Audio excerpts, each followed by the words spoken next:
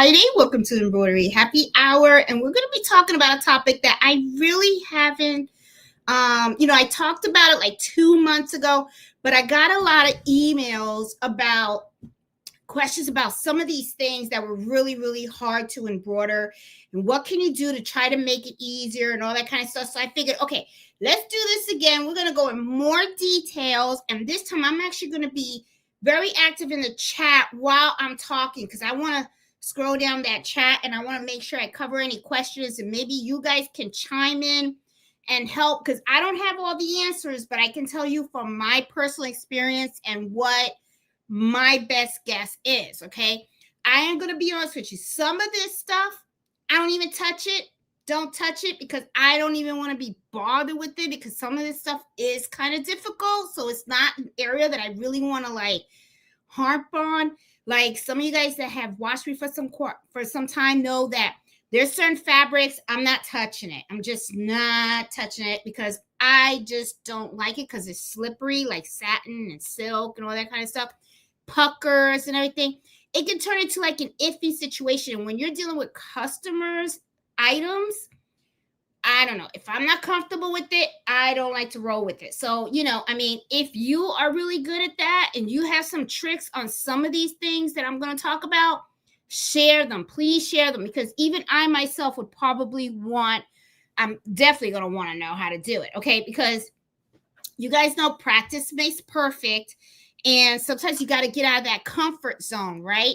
So I got a bunch of stuff behind me, okay? I went and I pulled out a whole bunch of stuff because I figured as I start talking about this stuff, I could kind of show you, because sometimes, just talking and stuff, I'm more of a visual person. So I figured this would probably be a better explanation for some of you guys. So I'm hoping that this video today will help you guys answer a lot of these questions that you guys had, okay? So got 10 things, okay, that we're going to talk about that are kind of hard, and I'm going to try to demonstrate why they are kind of difficult, and I'm also going to share with you guys some of the things that I do to try to make life a little easier, okay? And if there's something that I just don't touch, I just don't touch, okay? All right, so let's talk about the first thing, hats, okay? Hats can be pretty tricky, all right? If you got a single needle machine, you can still do hats. The thing is that if you have to really kind of practice on that, okay? Now, you're going to have to get like some type of hat hoop, okay? But if you don't have a hat hoop, okay, you can also use sticky stabilizer. The trick is to get the hat to squish down. I'm going to show you because I bought a lot of hats out so I can show you guys. Let's check out the hats, okay? So let's talk about this. So, we have two types of hats, right? We have the structured hats and then we have the unstructured hats. Structured hats are when this part right here is hard. Okay, it feels like a cardboard. So that's called a structure hat. These are pretty difficult to do on a single needle machine because you have to kind of like push this down, and I'll show you. But on a non-structured hat, like the one I'm wearing right now, it's not hard or anything. These are a lot easier, and I'm going to show you, okay? Let me pull out. Oh, great. I have all structured. All right, I have unstructured. Oh, here's an unstructured. Okay, this is an unstructured, okay? Let me put these aside for now. And let's talk about this for a little bit. And I got my coconut water. All right, so so we got structured, where you got this hard stuff, okay? And for some of you guys that might know all this, I got you. Be patient. It's just that I want to help those that are really new to this whole embroidery thing, okay? Because not everybody knows everything. So I just want to, make sure I'm more detailed because I did this topic 2 months ago. Lots of questions. So I'm like, oh, we got to do a redo, okay? Structured, very hard, okay? Unstructured, look how soft this is. See how I could just squish it? That's an unstructured hat, okay? So The way that you would do this on a single needle machine is you could take your hoop, you put sticky stabilizer on it, and then what you could do is lay this down. So what you would do is you would, let's make believe this is your hoop. You take this, and then you're just going to lay it down flat like that, and then you would go ahead and you would embroider on this part right here, okay? That's how you would do that. The tricky part is when you have a structured hat. A structured hat, this part is real hard because it feels like a cardboard's in there, okay? And when you take this and you put it on the hoop and you go to lean it, you're going to get some resistance. And this is the problem too. You could bend this in a way that all of a sudden it doesn't bend back. So it's pretty risky, okay? Now, I've done it. I have done it where I have taken it from the middle and then I just fold it back gently. But the thing is, because this is hard and it's structured, it's always going to want to pull back, okay? So what's going to happen is you're going to have to always hold it down. And that can be kind of tricky. Some people, what they do is they use little pins to pin this down. But I honestly feel like sometimes when you're doing that, you can kind of damage the integrity of the hat, okay? Let me just adjust this a little bit. You can kind of damage the integrity of the hat because you can accidentally fold this or stuff like that. And I'm going to be honest with you, people are very particular about their hats, especially, folks that love wearing baseball hats and stuff, like my husband. He likes his hats and he takes care of them. My dad was the same way. When it came to his hats, he always folded it in and he always stored it. He didn't want nobody messing with anything. And they were very particular about it. So especially if you have a structured hat. So these can be very, very difficult to do on a single needle machine. If you have a multi-needle machine, it's probably a little easier, right? Because you have that arm, so you don't have to fold anything down. But if you have a single needle machine, I would try to stay away from these, okay? What I would do is I would go ahead and embroider the ones that are soft on the top, that are not structured. That will be a lot easier. You can pin these down and you don't have to worry about the fabric trying to pop itself back up or anything like that. I mean, they are just a lot easier to embroider, okay? Now, another thing about the hats that sometimes people have issues with is, with hats, sometimes you can get away with taking a regular embroidery design and putting it on the hat, but you got to test them out because sometimes you may not get the best quality of stitch. So it's really best to work with a digitizer to make sure that when they design the embroidery design on your hat, what they're doing is they're designing it so that it embroiders in to out. Okay, that's usually how an embroidery file is supposed to work for hats. They start from the center and they go out. Now, the other thing too is that sometimes hats come with different panels, right? I usually work with 6 panels. So if you don't know what a 6, 2, or 4 panel is, I want you to take a look at this hat and I want you to look at these little sections right here. That's called a panel. So sometimes you can have a hat that just has this front, it's solid, and then the back, that's called the 2 panel. Sometimes it could be just 4 panels, okay? And then you have the 6.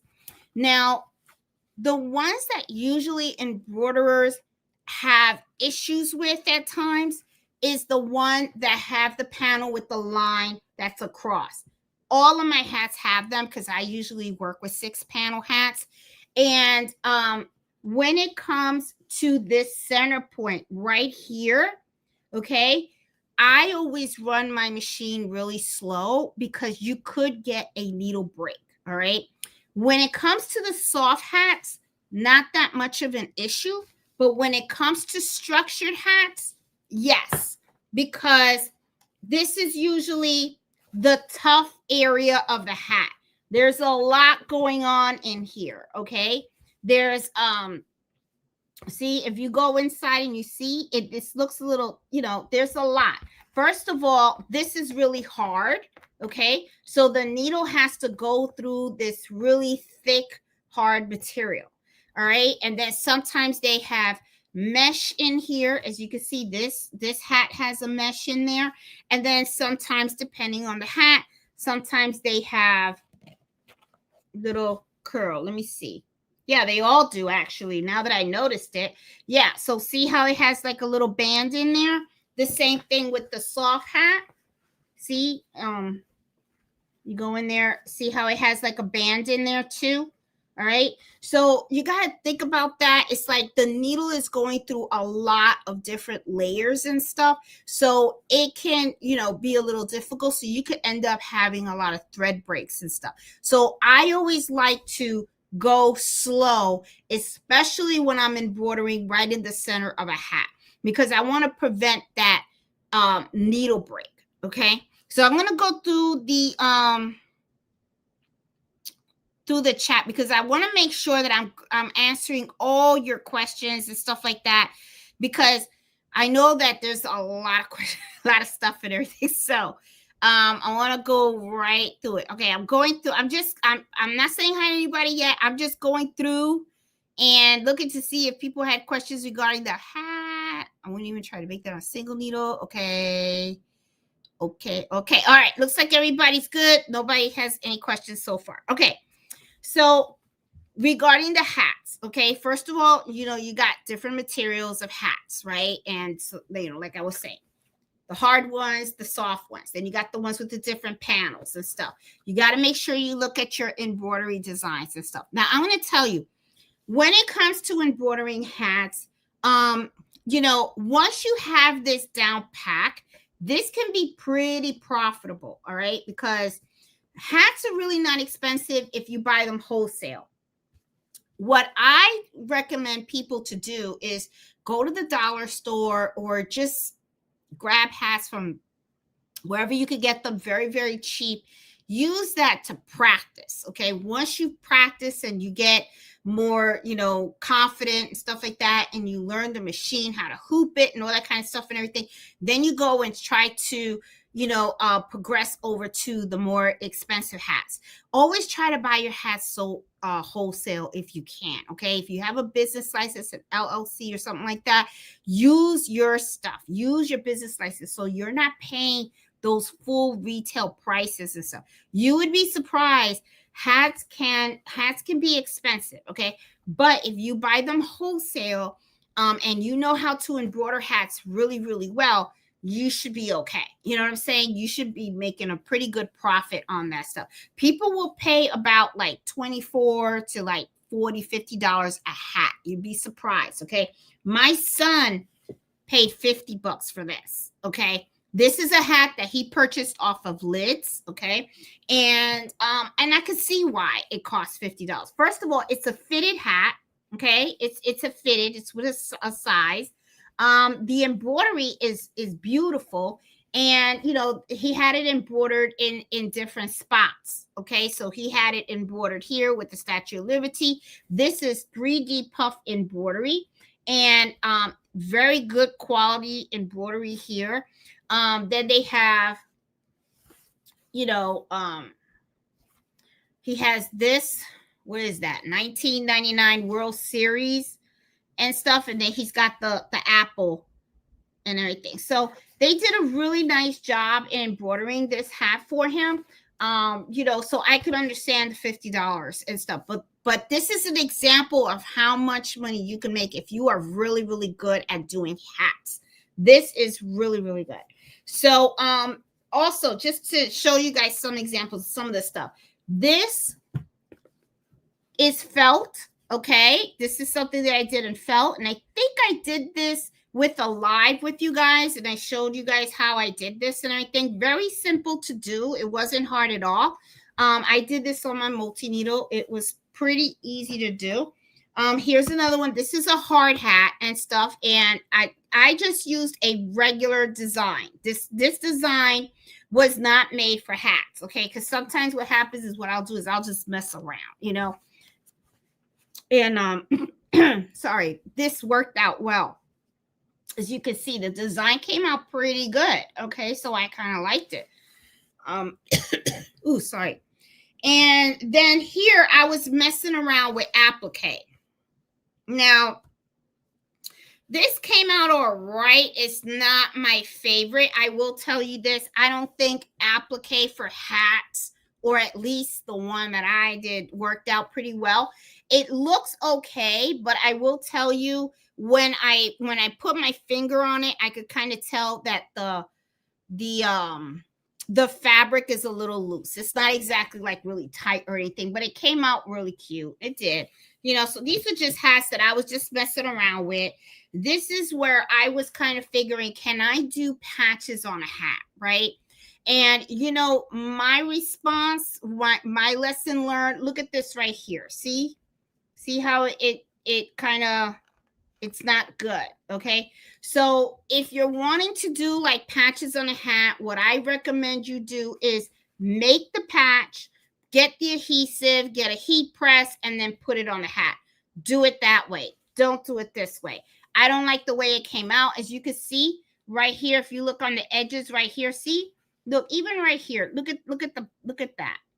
See, that didn't come out right. That did not come out right at all. I don't like that. So, you know, there is no way. See, so this doesn't work for hats. Okay. So, you know, and this is just me messing around as well and stuff. And this is just me putting names and stuff. And this worked out okay. It worked out pretty good. I like the way this came out and stuff. Now here's 3D puff embroidery. I was messing around with it and stuff, and this came out really nice. I did like it. I kind of liked it. This came out okay. You know, it's 3D puff embroidery and stuff. It's not that big like the New York one. Look at the way that pops out, the way they did it. So I have a feeling that what it is I use a thinner foam and they use the really thick foam. Okay. And let me show you the difference of the foam too when you're doing 3D puff embroidery. Okay. This is foam that was sent to me, and look at how thick this is. This is pretty thick. Okay. So I am very sure that this is the one that probably Lids used. Okay. Because this is pretty thick embroidery. Okay. Now, there have been times it can get expensive. This can get kind of pricey, right? There have been times when I have went to Michael's and I go, what the heck? Foam is foam, right? So then I go and then I purchase. Where's the foam? I put the foam somewhere. Oh, I put it in the back. Let me show you. And you can see the difference because tomorrow I'm teaching. You can see the difference, okay? This is like craft foam, okay? Now, it will give it a little bit of a lift, but it doesn't give it the big lift that this has right here. If you want the 3D embroidery to look like this, you can't really use the craft foam. Or if you do find the craft foam and you want to give it a shot, make sure that it's thick. This is really, really thin. I want to let me do a comparison here so that you guys can see, okay, the comparison right here. I don't know if you guys can really notice it and stuff, but look at how thick this is. This is pretty thick, okay? And then look at this one. See how thin? And then if I have it next to them, I hope you guys can see the difference and stuff. It is a big difference. Okay, so you know, I'm gonna be taking this with me to the embroidery club tomorrow and stuff, because we're gonna be talking about 3D puff too. So yeah, so just something to be aware of. Okay, you know, you got to really pay attention to the foam and the thickness that you buy it. along with the thickness of that you buy the foam, make sure that you understand how thick of a foam you should be using with the design that you're using with the foam. Okay, I don't know. I got tongue tied. Okay, so some designs they'll want 3 millimeters. Some will be 5 millimeters. You got to work with the digitizer to make sure that you have a good understanding of the thickness of the foam that's required for that design. Now I said it right. Okay, so I could have confused y'all. All right, so anyway, yeah, so hats can be pretty tricky. And I'm going to tell you something. In the beginning, when you're learning how to embroider hats, it can get kind of pricey too, because what happens is you're buying hats and you're embroidering. They don't come out right. You're throwing it out. Then you're getting another hat and you throw it out. And I'm going to be honest with you. Every time I have to throw out a hat, I really feel bad because I feel like that was a perfectly good hat. So it's like you end up with like a whole bunch. I remember I was talking to somebody and they bought 50 hats, 50, and it was just nothing but test hats. And they were just, working on, just embroidering different designs and everything like that. And all 50 hats went in the trash because they were just testing out different designs and all that kind of stuff. So just be aware of that. There's going to be a lot of throwing out of hats as you get the hang of it, but it is hard. But once you get the hang of it, I promise you're going to be pretty happy about it. And, and there's different, different types of hats and stuff, some have mesh inside, some don't, some are soft, some are hard. I'm looking at one right now. I haven't embroidered this one yet. And this one is a structured hat because I just wanted to look at it. And I see there's a lot of mesh going in. And then I'm looking at the bill. This is very tough too. That's the other thing too. If you have a multi-unit machine or even a single machine, you got to look at the bill. The bill can sometimes be really tough, and you need to flatten this out, especially if you're on a flatbed. You want to flatten this out, and then you got to put it back in its shape. So this is a really cute hat. I kind of like this hat. This is really, I should embroider it. See how it comes out. I really like it's soft material. So anyway, going back to the hat. So, you just have to really practice. But once you know how to embroider hats, you should be golden. Okay, you should be golden. So you could have a lot of needle breaks, so just some of the things that you got to pay attention. Like I said, the type of hat that you're using with the machine that you're using it, and also be aware of this center point right here. That could be a little tricky for you and stuff. Make sure that you have a design that was developed for the hat. Even though I'm gonna be honest with you, I have been able to get away with using some designs that were not created for hats, but that could be a hit and miss. Okay, so and I bet you the quality of the stitch of the design probably would be better if I've actually reached out to the digitizer and said, can you take this and make it into a hat digitized design? Because remember, those stitch different. They stitch from in and then they go out. You know what I'm saying? Because they're, going around the hat. So yeah, so I wanted to share that info all about the hats. Okay, so there we go. All right, so let me put this back. I'm trying to be as neat as possible because this whole week I have been working on all these big orders and stuff. And yesterday I felt like my embroidery room was like a mess, even though it was organized, but it was kind of messy. So I spent today cleaning it. So now I feel so organized again, but I want to make sure everything gets put back right where it's supposed to. So yeah. So all right. So let me I'll move this here and then I'll put these back where they belong. All right. So the next thing that we're going to be talking about, let's talk a little bit about leather and vinyl and all that stuff. Okay. Now I got some that I took out right here. These are some material that I purchased. This is leather. Okay. I bought this leather from Hobby Lobby. Okay. Now, this is some of the things that I want you to think about when you are embroidering this stuff, okay?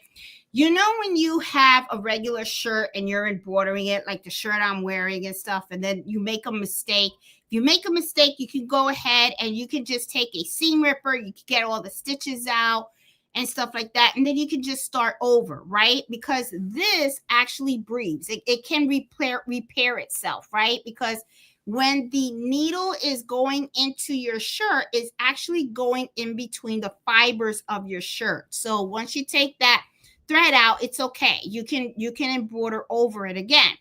However, though, when you're embroidering a material like leather, okay, or vinyl, okay, there is no such a thing as this type of material fabric, okay? It's a different animal altogether, okay? When your needle hits this, it makes a hole, and when you have that hole, let's say you make a mistake and then you go and you take the seam ripper, well, guess what? The thread that went in this fabric might be gone, but that hole that needle made in this fabric is there forever, okay? There is no repairing or anything like that. So very unforgiving. That is one thing. Very, very, very unforgiving. So it is, and it's expensive. I'm gonna tell you something, because I mean, this isn't all of it, but there was more. I bought I think it was like a yard or something like that. I think it was a yard, and I paid $28 for a yard of leather from I know I bought this from Hobby Lobby. Sorry, Hobby Lobby. And $28. Okay, so trust me, if I had to like make patches out of this or something like that and it messes up, it's gonna hurt me, because I'm gonna be like, man, that's all I'm gonna be thinking about. I spent $28 on this. Okay, so I've had people come to me with leather products and I have embroidered on them. Okay, they've come to me with like leather bags, like I'm not touching no Louis Vuitton or Gucci or anything like that. No way am I going to do that. But I have had some folks come to me with leather totes and all that kind of stuff. I always ask them how much they paid, and if I can afford the risk, I will do it. Okay, but if I can't afford the risk, okay, and it depends sometimes too when you ask me, okay, because if I'm doing okay, and I can swallow $100, then I'll go ahead and I'll embroider your tote bag. But if I'm having a rough month, you know what I'm saying, and now I'm retired, so I'm on a fixed income, most likely I'll say no, okay, unless it's for me, okay, because then the only one that I heard is myself. So when it comes to this type of fabric, just be aware of that. Be aware that when you make a hole, it's a permanent hole. There is no going back. The hole's there, okay? So you just have to remember that. The same thing with the vinyl. This is vinyl. Even though vinyl can be more inexpensive than leather, okay, it's the same way, okay? You can see vinyl, there is no, once you put a hole in this, once there's a hole in this, it's permanent, okay? The other thing that's pretty tricky about this stuff, okay, guys, is the hooping, all right? If you use a mighty hoop, which is like a magnetic hoop, then you should be okay. However, though, if you use the old-fashioned hoops like these, okay, let me show you, like these, okay, and you decide to hoop your stabilizer along with this material, you could end up damaging the material. You can end up having hoop burn, or you can stretch it to a point where it's not going to stretch back. Okay, so this can be pretty difficult for you to embroider. All right. However, though, is it like not Possible? Yes, it is possible. What you could do, even if you have this hoop, it is possible. What you do is you use the method called floating. And floating is where you take the stabilizer and you're actually hooping the stabilizer. Okay, let's just take this and I'll just, all right, let's just make believe I'm hooping because I don't want to waste my stabilizer. But you hoop the stabilizer, right? And then what you can do is you can take temporary spray adhesive, which I have in the other room, temporary spray adhesive, spray it, then take that, place it on top, and it'll stop it from shifting and stuff like that, okay? And then you could go ahead and you can embroider the leather or the vinyl in your embroidery machine, okay? If you have a magnetic hoop, okay, the magnetic hoop kind of like just squeezes it together, right? But it squeezes it together. It doesn't have any kind of like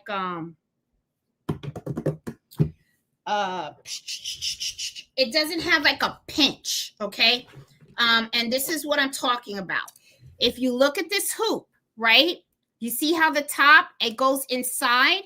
Well, right here, you're going to have like a pinch. So that means the material is going to be pinched between these two and it goes over, right? So if you have a magnetic hoop, which I'm going to show you right now, hold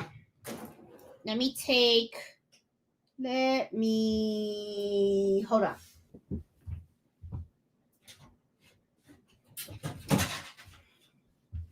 Magnetic hoop, okay?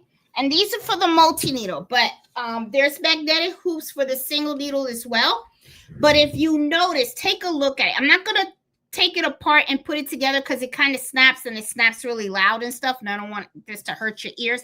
But trust me, if you look at it, it's just a flat surface all around, right? It's just a flat surface. There is no indentation that's going to be made in the hoop like here. Here it'll have an indentation, okay? So you can float it here. Here you don't have to float it. You can just use that. You're not going to get the hoop burn.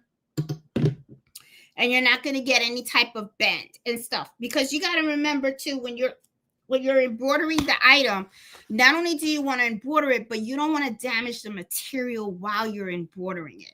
So leather and vinyl, okay, those are the issues that usually people have, okay? But there is a way you can do that.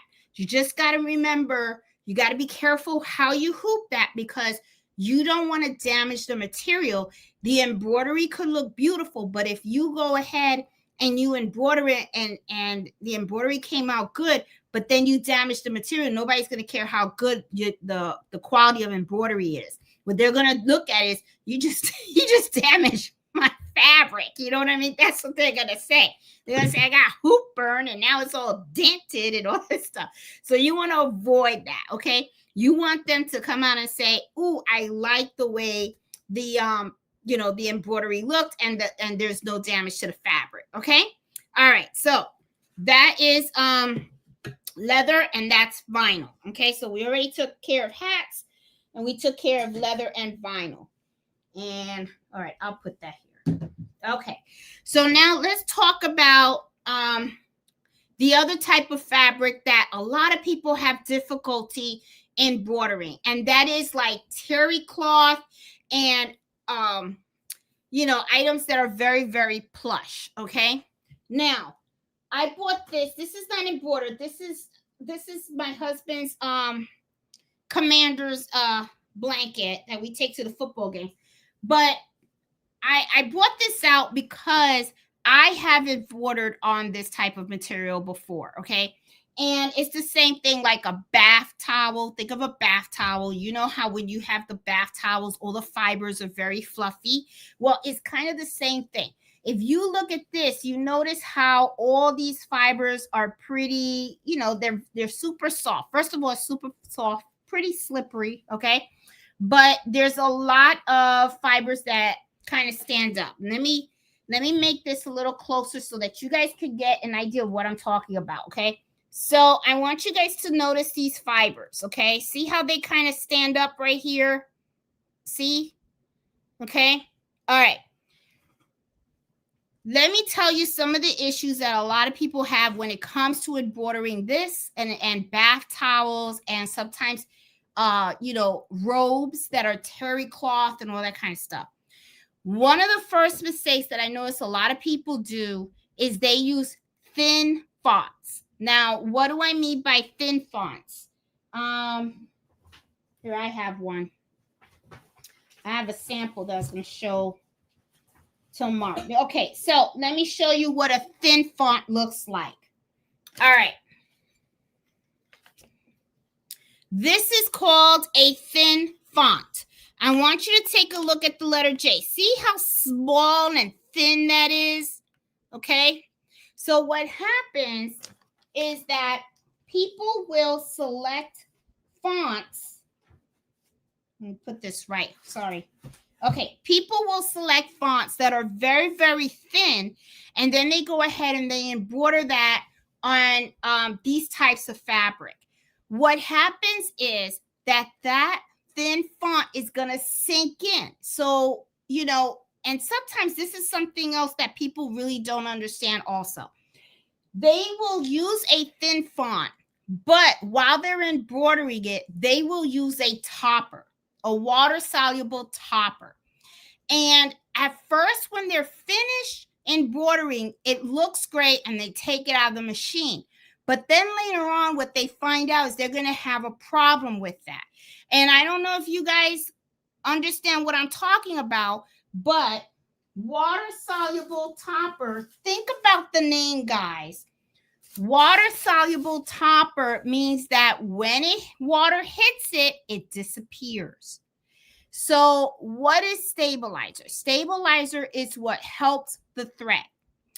If you use this and you put this on top of this and you go ahead and you embroider that J on here, when I pull this off, it's still going to stand out and it's going to look great.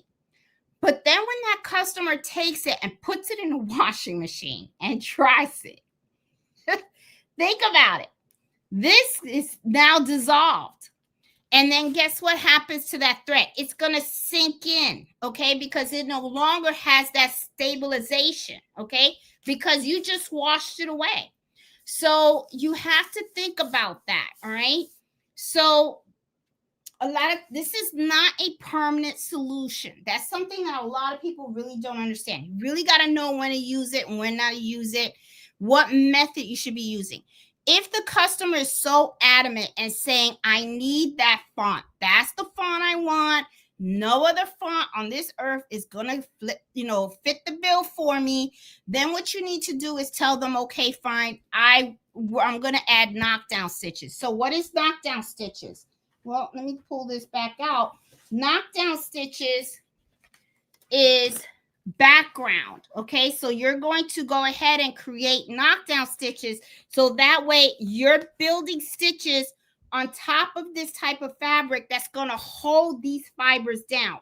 Then you can go ahead and you can embroider on top of those knockdown stitches, and then you are golden. They can wash that sucker 50 times and this thing will never sink in. Okay, so you got to understand what you're working with and how you can embroider on it. It's kind of basically like what I always tell you guys. Understand the requirement, know what you're doing, know how you're going to do it.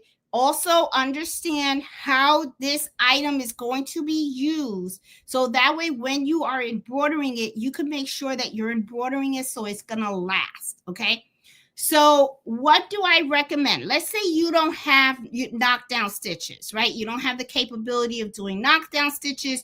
You never bought an embossed file to provide the background or anything like that. And you want to go ahead and the customer says, I want you to embroider this. What you do is use fonts that are thick, okay? That are pretty thick. So that way it kind of pushes down these fabrics and you'll get better results that way. All right.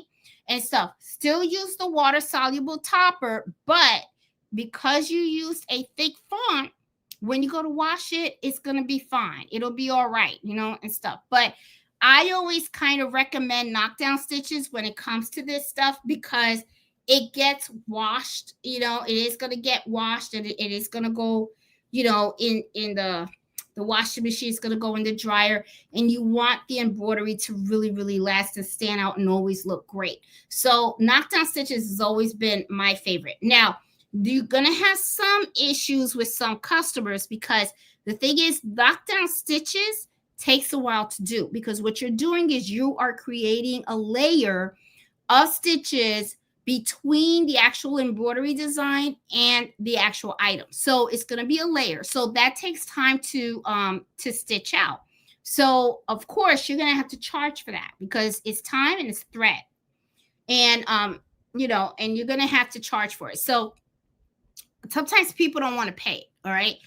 But the way what I usually do is I explain to the customers what it is, why I recommend it, and then I just leave it at that. And I let them decide whether they want it or not. And I tell them this is the price difference, but I also let them know, I said, it really depends on how important that item is to you and how long you plan on using that item. If this is a one-time use item and you really are not attached to it in any kind of way, and you feel that after like wearing it for 6 or 7 times you're good, don't do the knockdown stitches. But if this is very sentimental to you and this is something that you want to have for 20 something years or whatever, or for as long as possible, I would invest in the knockdown stitches, because then you're going to be happier that you got it, and you're always going to have something that's always going to look good. Okay. Now, the other thing that I wanted to talk to you guys about is this type of fabric. I will tell you this right now. This is pretty slippery. It is not really my favorite thing to embroider at all. So because it's slippery, I usually run my machine a little slow. So because I feel like if you run it too fast, it could probably slide and stuff like that. Some people do have tricks on how to make your hoops a little more secure, right? Like for these types of hoops, some people use like, let me see. Oh, I had it here, but I don't have it anymore. They use medical tape. I thought I had it. Nope, I took it out. Shoot. Did I? Yeah. Oh, okay. Well, some people use medical tape. Nope. I got some. Here you go. Some people use medical tape, and what they do is they wrap this around the edges of these hoops, and it kind of provides like a better grip. Right? So that's usually what they do, is they just take this and they just wrap it around, so that way it's just tighter. Okay. It works, but like I said, be conscientious about hoop burn. Okay. Because that is a real thing. One of the things that I really do find about the hoop burn is that when people experience that, sometimes it comes out, sometimes it doesn't. So you got to be careful of that. Okay. So that's the only thing that I say. You got to be really, really, really careful about it. All right. Now, talking about I already talked about the terry cloth and the towels and all that kind of stuff and everything. Let's see. Okay. So now let's talk about other fabrics besides those towels and all that kind of stuff. Let's talk about the ones that I don't touch. Okay. Now there's one. I'm gonna have to fold this and put this back for Fred, because then he'll kill me. He'll be like, "What are you doing, my towel? I mean my commander's blanket." All right. So do I have it here? Yeah. Here's some samples of this. Okay. Now this I use for sewing, but I will not embroider on. Okay. Now, you have some fabric that is very, very, very, very stretchy. Now, this I don't mind embroidering on, okay? I really don't, because I have had a lot of clothes that have like, they're kind of stretchy and stuff, polo shirts and all that stuff. Have no problem doing that, okay? The thing that I tell people is don't um, pull on it when you are hooping it. Okay, you want the fabric to hoop well, but at the same time, you don't, you want to have that bounce, but at the same time, you don't want to put it in the hoop and then stretch the crap out of it and then put it like this in your embroidery machine and then embroider it, and then it's gonna come back. It's gonna start to pucker and all that kind of stuff and everything. You gotta really know how to hoop this type of fabric, okay, the stretchy one. Now, as for this type, I don't even know what this is. I know it's not silk, but like silk, satin, maybe this is rayon or something, I don't know. But the shiny stuff, I have to tell you, I'm not a fan of it. When it comes to silk, I don't touch it at all. I really don't. And the reason is because silk is very expensive fabric, okay? Satin fabric, I don't think is that pricey. But sometimes I don't like touching that either, because you really have to run the machine slow because you can get a lot of puckering. All right. And the thing with that type of fabric also is if you get a snag, you can end up with like a run. Okay. It's the same thing with this. If I get a snag on this, I could get like a run. You could notice like a line on the fabric because it kind of like pulled on the thread. And that's not that. I don't know a way to fix that. Okay. I don't know if it is fixable, but I don't know how to fix that. And I know that if you get a snag like that, it's very noticeable and customers not going to be happy. So, usually when I have fabrics that I know are really pretty risky, I will touch it at all. I would just tell the customer, no, it's not something that I want to do. I just, I don't like doing it, because then what happens is you mess it up and then there's a problem. Okay. Now, the only thing that I could tell you guys to try to avoid is to run the machines slow. Okay. This will have hoop burn. Okay. So you got to float them, but I would run those machines very, very slow. And I would do a test run on that design. For sure, you should always be doing test runs, but I would do a test run before actually doing it on the actual fabric, because this is not where you want to make a mistake. Okay. Now, this is not like this right here that I'm looking at. I believe that if I put a hole in this, it should heal. Okay. But the thing is, I don't know how well and how nice it's gonna look if I make a mistake and I have to take out a whole bunch of stitches. Okay. I don't know if it's gonna look really great. So I don't know. So to me, I just caution people, when it comes to certain things, you just got to make sure that you're not snagging it, and that you're not pulling on it. You got to make sure that the designs that you pick on this type of fabric is not going to pucker it. Okay. If you get something that's like so super dense, you could pucker this material. So, just be aware of that. Okay. Just be really aware of that. Okay. All right. So going back. All right. So now let's talk more about more materials. Okay. We're going to talk about jeans. All right. Now, jeans, are thick. Okay. I know some people have used jeans, embroidered jeans. They do have needles for jeans, right? But I use my 7511 needle on that. Now I have a jean jacket here, and I did the embroidery. I do not sell these, okay, because I don't sell copyright stuff. But this is something that I made for myself. So I'm gonna put that out there. Okay. So I wanted, I did my jean jacket. Okay. And, I wanted to put Tesla back here. So I'm going to tell you something.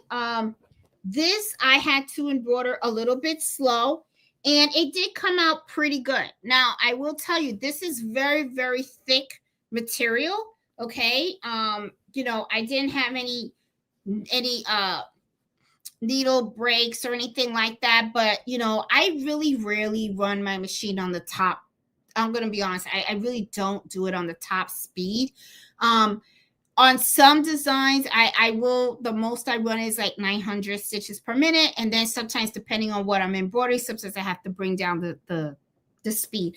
But, you can, these to me, for me personally, I didn't find them very hard to do that. The only thing that you need to be aware of when you're dealing with jeans is that, it is thick fabric. Okay. So I really recommend that when you are embroidering on this type of material, always use a fresh needle. Okay. Because you don't want to use a needle that is already dull. All right. You should be changing your needles anyway. All right. After 8 hours of embroidering, you should be changing those needles. So just know that it's kind of tough material, but it's doable and stuff. And when it comes to this material also, I just use tearaway stabilizer. I don't use cutaway because my jean jackets, I really don't throw them in the wash that often, and the embroidery design always holds out well. Okay. Let me see. Okay, now let's also talk about something else that is a little bit difficult to embroider. And I think I showed you guys this a long time ago. Mesh. Okay. This is mesh basket that I bought that we were, remember when we had the pandemic, guys, and everybody was walking around with these masks. Okay, so we used to come home without masks, right? Because I used to sew on masks. So we used to come home with them. And then I would have like a bin at the door. So whenever somebody would come home and they were wearing their mask, you would take the mask, you would put it in the bin. Then I would take them and I would put them in here. And this is where I wash them in the washing machine because the masks were kind of small and they would get tangled up with the clothes and everything. So this is what I use to wash them. But to tell people this is where you put the dirty mash. This was a little bin or whatever, right? And I would have this at the door and I actually put dirty face masks. Okay, so then I would just take this and zip it closed and I would throw it in the washing machine. But anyway, just wanted to show you how I did this. Okay, this is an example of knockdown stitches. Okay, now if you look real close, you see how this material, it has a lot of holes in it. Okay, it has a lot of holes. You see a see-through and stuff, has a lot of holes in there. Okay, if you don't do knockdown stitches when you have this type of material, the embroidery may not come out looking good. Okay, because if you look at it, the holes have, there's different spacing between the fibers. Okay, like you have these little holes, and in some areas you don't. Okay, so you want a solid background so that when you embroider it, it comes out really, really good. A lot of times what happens is people will take this and they will go ahead and they will just embroider something on it, like a name or something like that. And then they look at it and then they say, oh, it looks crooked. Well, it looks crooked because the fabric itself is not a solid piece. It has all these holes in it. Okay. And this is the other thing too. If you look at this, right? I don't know how to. Okay, this is the inside. Okay, this is the inside. See how this has this mesh? Okay, and then this is together. So if you let me maybe I can hold it better from here.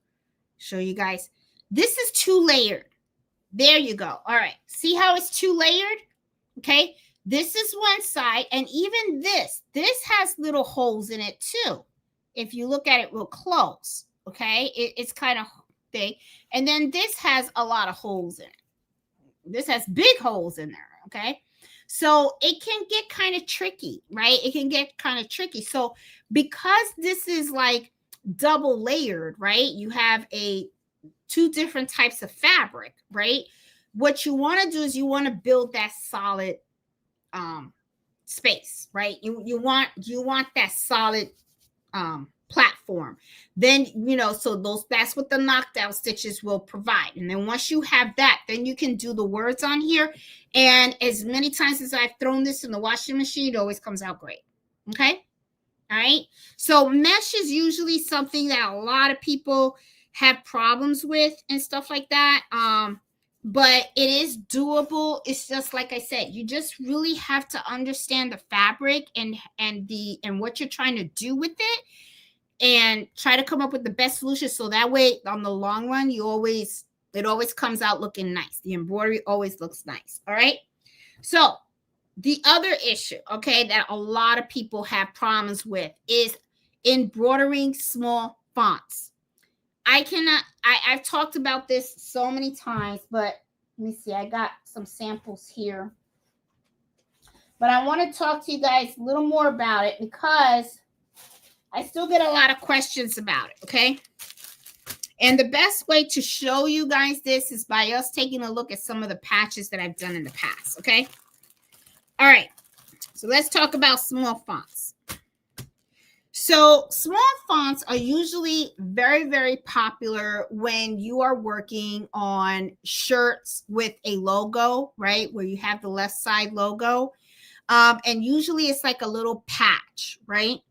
And a lot of times what it is that, you don't want like something huge, right? Like 1 or 2 inches huge, right? You're looking at something that's really small. So usually they're smaller than a 1/2 inch, right? Sometimes they're like 0.3 or something like that, right?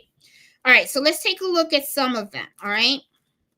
I want you to look at this one, okay? Now, I'm not talking about the dog. I'm talking about my fonts, okay? I want you guys to look at the fonts. And if you guys can see how clear it is, okay? Also, I want you to look at this font right here. Look at how clear that is. Okay, you can read it and stuff like that, right? Now, let me tell you the problem that a lot of people have when they are working with small fonts. And here's another example that I can show you guys. This is the logo. See how clear? Okay. All right. This is the problem that a lot of people have with this. They use the wrong weight thread and the wrong needle. Okay. When you are embroidering small fonts, there are 3 things that are really, really major that are important to me when I'm working on the small fonts, okay? Because it's details, okay? First of all, you need to make sure you're using the right needle size. This is the size that you need. It's a 65/9, not the 75/11. I understand you're embroidering. Got that. But this is the size needle that you want. Why? Because this makes a smaller hole in your fabric. Okay? The other thing that you want to do is you want to use 60 weight thread. This is a sample of 60 weight thread. Okay? This thread is thinner than the regular embroidery thread that you buy. The regular embroidery thread is 40 weight. Okay, this is 60. The higher the number, the thinner the thread. The thinner the thread, the smaller the hole.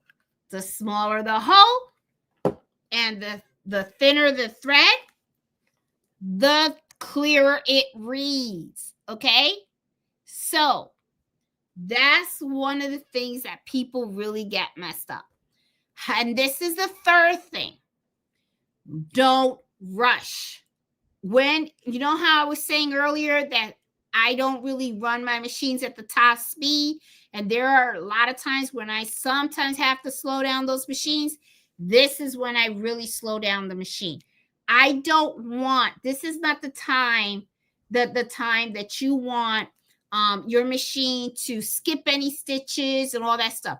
You want your machine to calmly stitch out those small fonts so that way they are nice and clear and you can read them. Okay. Very, very, very, very, very important. Those are the main 3 ingredients that I use to make sure I'm successful when I am embroidering small fonts. The right needle, the right weight thread, and slowing that machine down. Then you're golden. Okay. So hope that I was supposed to be going through these things. Let me make sure that I am not questions and stuff. Let's see. Okay, I'm just going through real quick just to make sure.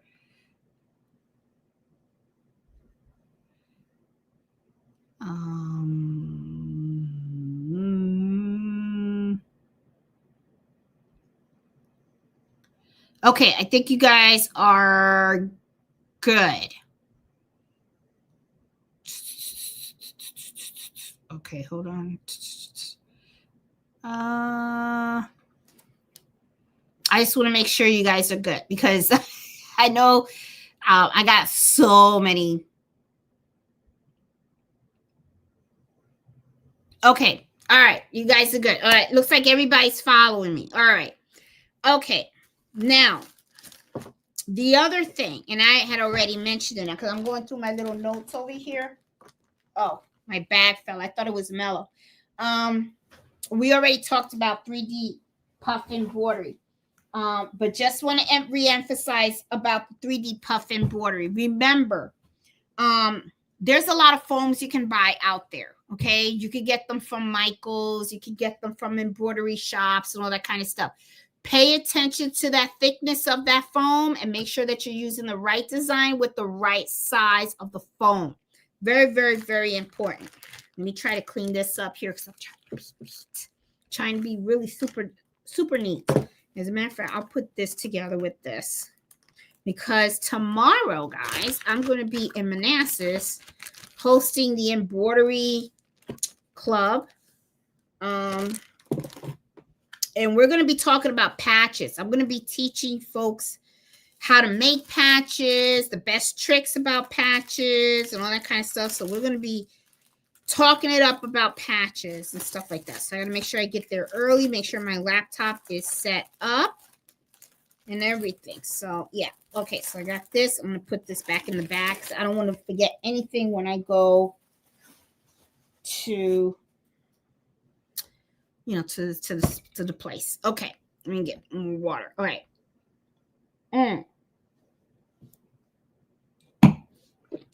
Let's talk about quilts. I made a boo-boo on quilts. I have been trying to learn how to quilt and all that kind of stuff. And I will tell you, it's a lot of fun. But one of the things that I learned, it's a lot of work. So if you're going to embroider on a quilt, you better make sure you know what you're doing, because the last thing you want to do, and I'm serious, guys, is to have somebody come to you with a quilt top where they spent hours, and I'm talking about hours and probably weeks and months working on that quilt top, bring it to you so that you can embroider it, and then you screw it up. You don't want to do that. Now, I did that on my quilt, but let me show you what I did. All right, this was the first one that I made, okay? And this is the present for my cousin Betty. All right, I'll pick that up later. All right. This is her throw quilt. And I was like so super excited. And I said, oh, I'm going to go ahead and I'm going to do a dedication for her quilt, right? And I went and I embroidered the corner of her quilt like this, all right? Now, let me tell you something. When you're embroidering a quilt, you want to embroider the quilt top. You don't want to embroider you don't want to take the whole quilt and put it in the machine and embroider it, because what's going to happen is you have the embroidery here, and then when you go in the back, okay, then, you see the back of the embroidery there, right? I didn't want that. I wanted it to look like it was really, truly custom made for her, right? So I took my top and I went and I sized the dedication, put it in here, and then I was so happy with it. Then I said, okay, now it's time for me to sew the binding. Well, guess what? I didn't think about that. So when I went to put the binding on, guess what I was going to do? The binding was going to cover the edge of the embroidery. So I was like, that's great. So what I ended up doing was I was looking at it and I was like, oh, do I take out this block? Do I have to redo this block or something like that? And then maybe like put the dedication on another block and stuff, because I did this block on purpose because I wanted a block where she could read the dedication, and all these other blocks were kind of busy, right? So which meant that, you know, it just wasn't going to work. So what I ended up doing was I just took my serger and I serged the edge of the quilt. That's what I did. I just serged it, you know? So I was just like, oh, that sucks. So I learned that the hard way, guys. So before you start touching other people's quilts and stuff like that, make sure you make that mental note that, you know, this person has to bind it. Okay. So you got to leave the space for the binding. All right. I didn't do that. And then I learned the hard way. Now I'm working on Carlito's quilt. And because of the experience that I had with Betty's quilt, you best believe I'm going to be doing the dedication on the top much, you know, it's not going to be anywhere near the area where the binding has to be put on, because then I'm, you know, it's like, ugh, you know. So yeah, quilt sandwiches, you know, you gotta pay attention to where you embroider it, because you got to remember what usually they do is they'll bring you the topper, and then remember there's the topping, then they have the batting, then they have the back, okay, of the quilt. They want you to do the top. Sometimes you can embroider the top with the batting, or sometimes it's just use cutaway stabilizer.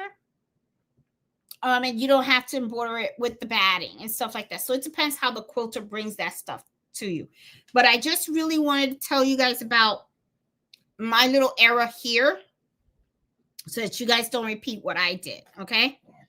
Now, the last thing that I got for you guys.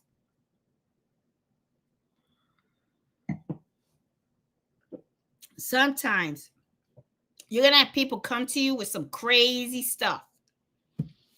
They may even come to you with shoes, boots, and say, I want you to embroider that for me, okay? I don't touch that stuff. They do have hoops for multi-needle machines where you can hoop like a tennis shoe and you can embroider on the tennis shoes. From what I heard, those hoops are pretty expensive. The thing that also concerns me is shoes are not cheap either. All right. Shoes can get kind of pricey as well. I don't touch it. It's just something that I'm like, Also, you might end up having people come to you with some really big, bulky items, chairs, you know, that they can't take the fabric off. You know, in those situations, like I did have someone that had folding chairs. Unfortunately, the folding chair didn't have the removable backing, right? So what I did was I told them, okay, I can create a patch and then we can iron the patch on to the back of the chair. But then the thing that concerned me also was that when they folded that chair, right, it's not gonna, the patch is gonna like probably take some type of fold, and if you iron it on, it can, you know, within time the adhesive might give out. So that, you know, I told the customer that was my concern, because they had these chairs. They were beautiful chairs, they were really nice chairs, but the backing didn't come out. And it would have been ideal for me better to have embroidered the back of that chair, but you can't fit the chair in the embroidery machine, right? And I couldn't take the fabric out. So What I ended up doing was Velcro was our friend. And I'm going to tell you how I did that. I took adhesive and I glued Velcro in the back of the patch. And then the other side of the Velcro, I sewed it to the back of the chair. So when they folded it, you know, they didn't have the patches on it. But when they were at the dog shows, okay, they were able to take that patch and they could just smack it to the back of the chair and it was held in by Velcro. Okay. Now, it wasn't really the ideal solution, but it did fit the bill. You know, it served the purpose and it worked out. You know, I mean, it was just really the best that I could do for that product. So sometimes, you know, you're going to have to try to, if somebody comes with you some crazy, you know, and to me that chair wasn't crazy, it's just that the fabric didn't come out. But people may come to you with some things that they want embroidered that are a little odd, and it's going to be difficult for you to put in your machine to embroider and stuff like that. Sometimes you can get away with it because you can get a little creative in how to embroider it. But there may be times when you're just going to have to find alternatives where it might be a patch, or sometimes it's just you can't do it, you know. So to me, it's like it's all about, you know, what you want to type of risk you want to take, you know. If it's something for me, sometimes I'll take the risk because the only person that loses is me. When it comes to my customers, a lot of times I really won't take the risk. I'll give them other options that are much safer, because I know how expensive some of these items can be, right? Even though, like, the guy bought the chairs on sale, you know, and he said they were pretty inexpensive, but still a dollar's a dollar, right? And I didn't want him to waste it. So I kind of looked at it as that was the best alternative for him to, you know, get what he wanted for the event. And then later on, if he didn't want to stick those patches in the back of the chair, he could just remove the Velcro and then he could still use those chairs to go to the beach or wherever, you know. So yeah. All right, guys. So that is what I have for you guys tonight. You know, I hope I explained it a little bit better, because there was you know, some folks were like pretty confused and stuff like that. So I'm gonna go down the chat. I'm gonna say hi because now it's hi time, and yeah, and see, you know, what you guys how you guys are thinking and feeling. Okay, looks like can you guys hear me? Looks like, am I there you go. All right. For a minute there, I lost my mouse. Ain't that something? All right. So let me go up.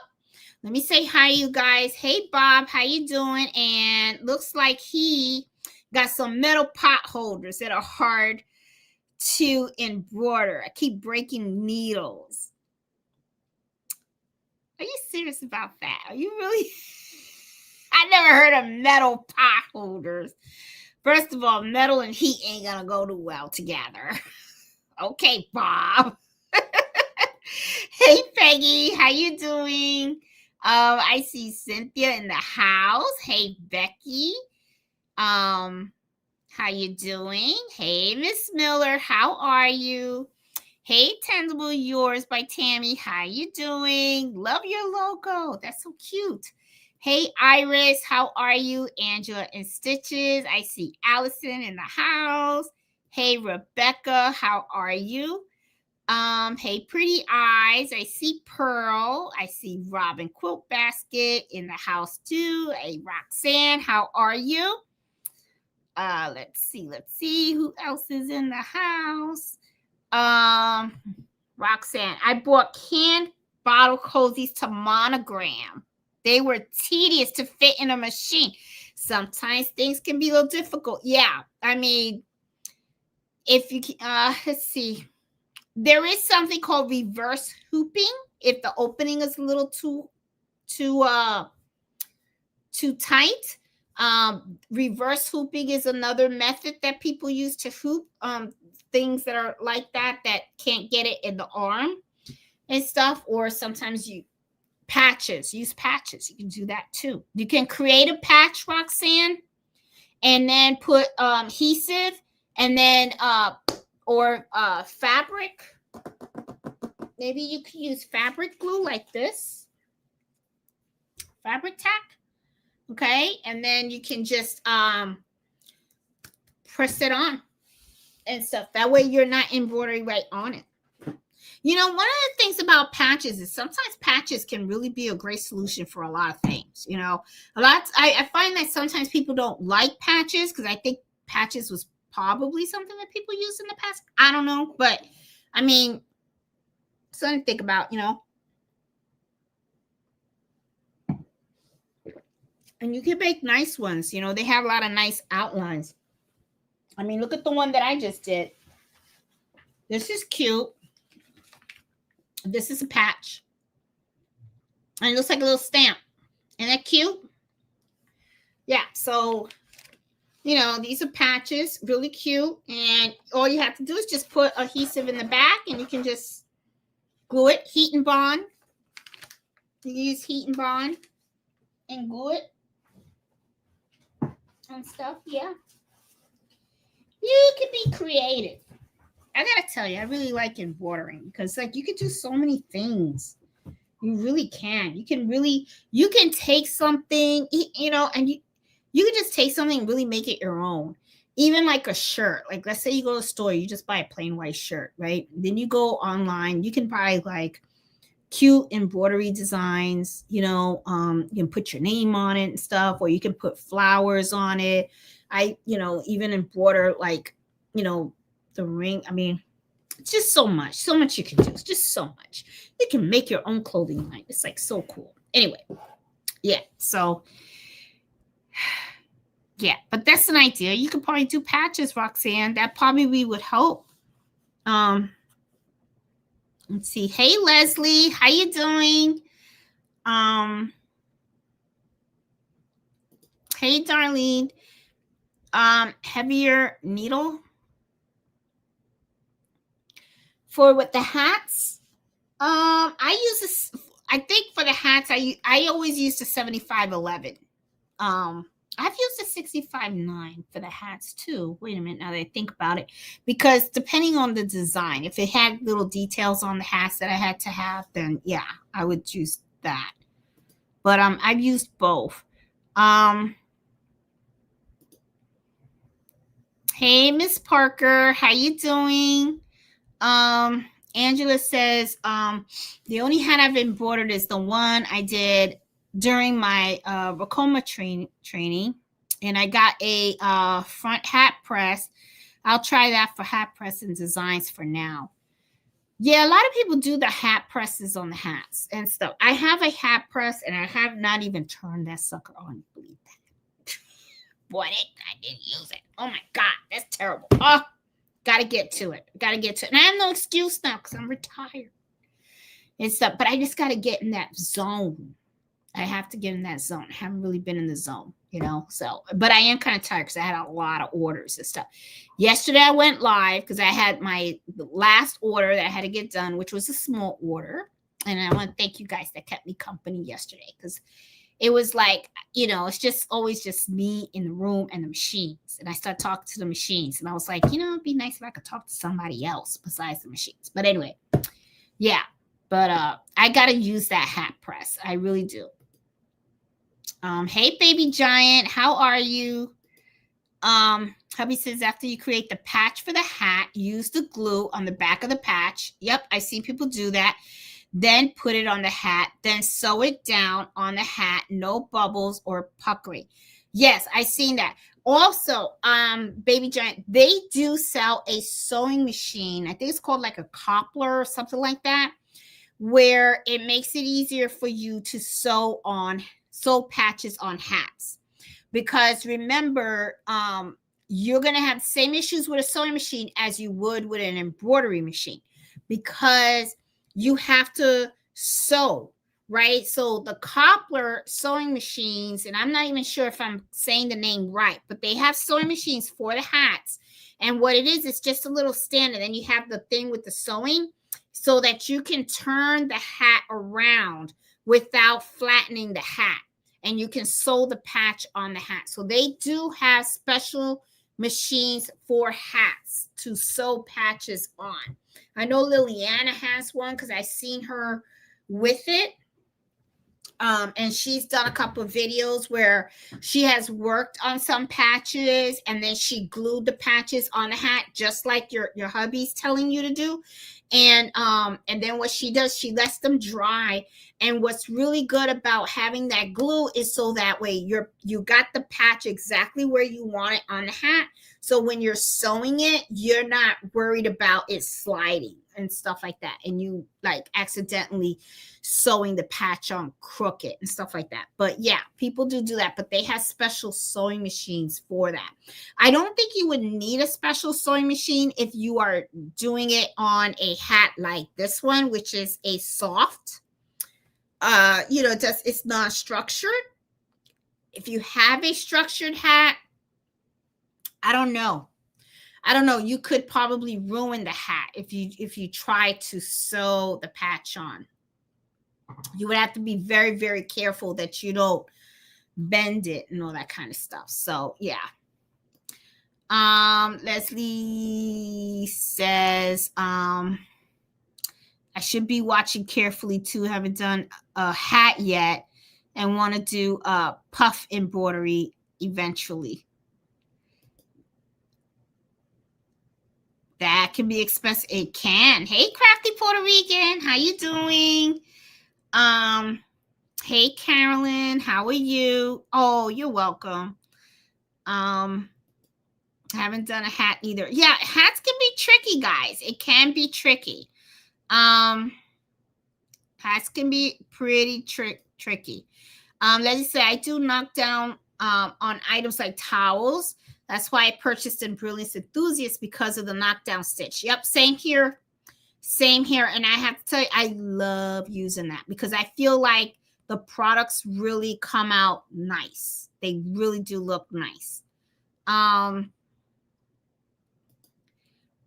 Still need to try. Oh, you got to do it, Angela said. Once you do it, you're gonna fall in love with knockdown stitches, and you're not gonna want to like not use it. Trust me. Has anyone seen Margaret? I just haven't seen her in any of the chats for a while, hoping she's okay. I have not. I haven't seen her in a while. I'll have to reach out and say hi to her and see if she's okay. Hey, Tracy, how you doing?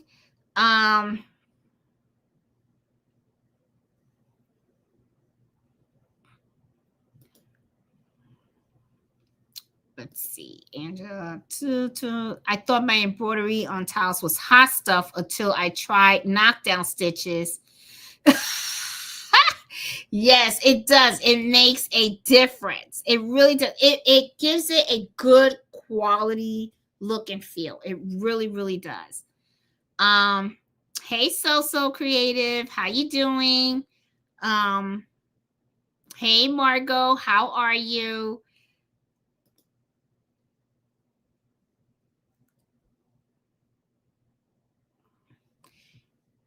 Yeah, okay.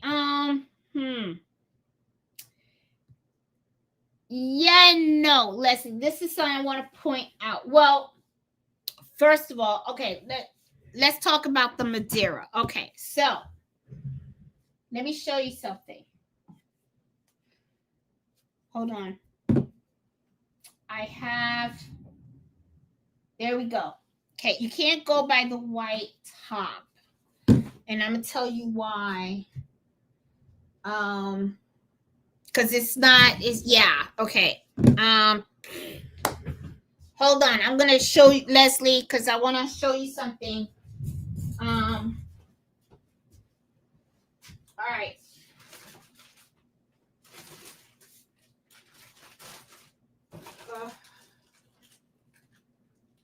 Where is it?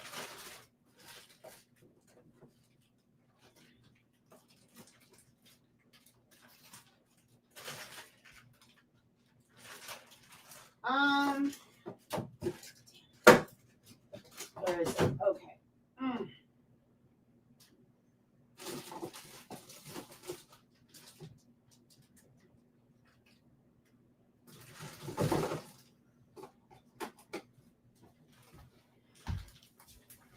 Okay, hold on. All right. Now you're talking about the top, right? All right. The colors of the top mean something else. First of all, you're going to know if you have 60 weight, if you have to read the label on here. All right. The reason why I say about the gray versus the white is, look, this is both 40 weight thread. This is a gray top. This is a white top. This is rayon. This is polyester. Okay. So, and then I have these, and I had another one, and it had a blue top, but I can't find it now. You know, when you're looking for stuff, you can't find it. And then these have the gray top, but these are polyester. So the color of the top has to do with the type of the thread, not the weight. Okay. You know what weight it is when you actually read the label. Okay. Like, for instance, this says 60. Okay. See the 60 right there? That is when you know you have 60 weight thread. Okay. And if you read this label, this is actually, it also tells you this is polyon. Okay. And then I don't know if you guys are going to be able to see that. I'm going to try to focus it, but it's polyon. Oh boy. Trying to get it so that you guys can see that. It's polyon, and then it has the 40. Where's the 40? Hold on. Polyon number 40. It says it right there. Number 40. Okay. But the top, Leslie, white is rayon. Okay. And the gray is polyon. Okay. So this is different type of thread. Okay. So yeah, usually 60 weight thread, you're not going to find in this kind of big comb. They come in this size. See, big difference. But this is a lot of thread because it's thinner. This is thicker. Okay, so 40 weight is thicker. So let me put this back where it's supposed to be, because I'm very I'm trying. I even organized my threads today and stuff because I didn't want anything. Let me put this stuff back. Hold on, because then I'm gonna be mad at myself because I messed up my threads. Okay, but I wanted to show you that. Okay, and so it can get confusing. It really truly can. But yeah, I don't know why I pulled this out, but yeah, I'll have to put this back later. Okay. Yeah, and I do have some 60 weight threads that have like the top and it's like a blue and stuff. But yeah, but oh, now I can't find my mouse. My mouse is, there you go. Uh-oh. There you go. All right. Okay. Hey, McFake, how are you? How you doing? Hey, Bernardino, how you doing?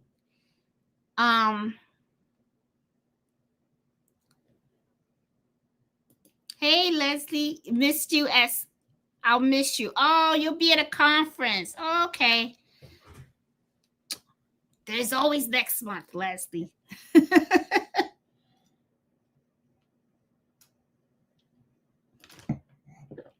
Hey, Nettie, how you doing? Oh, you're welcome. Hey, Ivan, how are you doing? I went on All Stitch and ordered some 60 weight thread from Madeira. It said $26. $26? What kind of thread are you ordering? Let's check this out together, okay? Hold on, Ivan. Are you sure about that? All right, hold on. I'm going to share my screen here.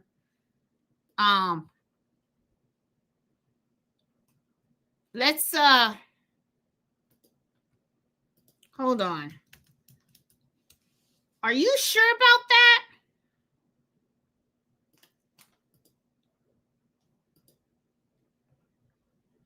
Okay. I hope you guys can see what I'm doing, because I'm going here, because I cannot believe what he just said to me. 60 weight thread, $26. No, it's not. It's $5.89. Ivan, where are you looking? See, it's $5.85. That's how much that is. Ivan, where are you looking to order some Madeiras? $26. It's not $26. It's like $6 each one. Where did you go? And stuff. I wonder, how did you make that mistake? Let me see. Hold on. Let's look at this again. Okay. I'm at all stitch. Okay. You go under thread. And I always get the poly on. Were you looking for rayon thread? Let me see how much the rayon thread, that 60 weight is. That's a little more expensive, but it's $7. You probably bought more than one spool. It had to be that you bought more than one spool. There is no way that one spool will cost $26. Let me see. Is it metallic? I don't think they have 60 weight metallic thread.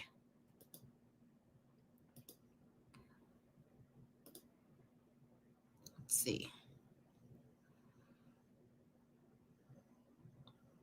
You got 40, 30.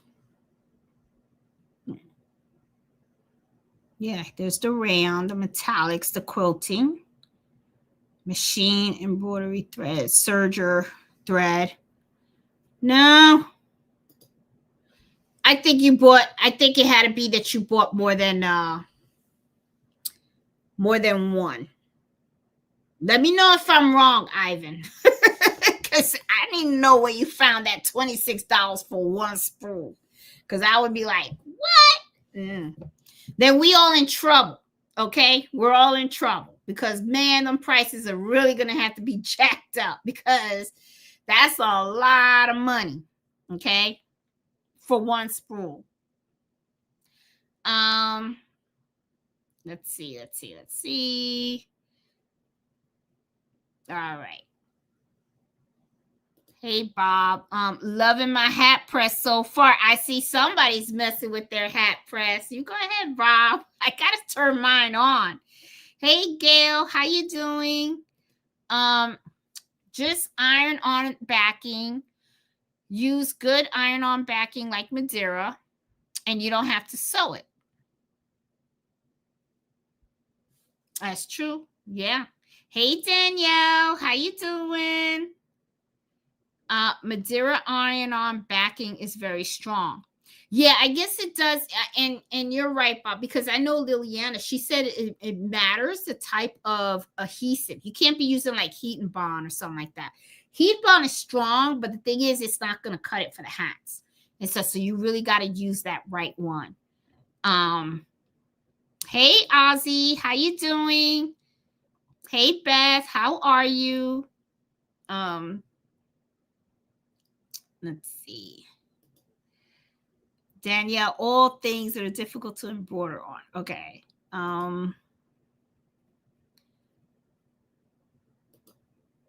Let's see. You are correct. People come with amazing ideas. Someone came to me to embroider on a cowboy hat. Oh, that's cute. That must have came out really cute, Tracy. With a sand color for beach. I made it as a patch and I applied it to the side of the hat. I learned a lot. I bet you that came out really, really cute. that probably came out so cute. Yeah, there's just some things that, and it's kind of funny too, because I've had customers come with me with unique stuff for me to embroider, and some of it I can hoop it and put it under the machine, not a problem. But then other things you have to kind of get creative. You'd be like, okay, I know you want this personalized and stuff like that, but let me figure out how I can do this. Should I embroider a piece of fabric, then we sew it on? Because that's something that I'm thinking I'm going to do with my son's quilt, because it's kind of busy. There's a lot going on it. So I'm going to probably do a white piece of fabric, and I'm going to put a dedication on it.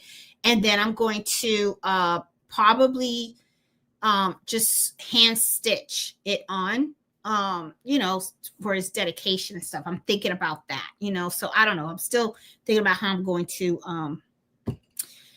dedicate the quilt to him. I'm almost done with it. I got my extra fabric and stuff. I got to finish it off. Hopefully I'll try to work on that this weekend and stuff. Okay, learning the differences with Madeira thread. Yeah, there's just so much, Leslie. There really is. It's like you got the different weights.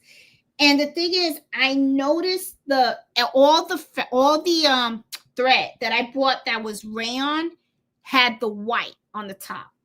All the polyester had the gray. But I do know that I had a 60 weight thread where the top was blue.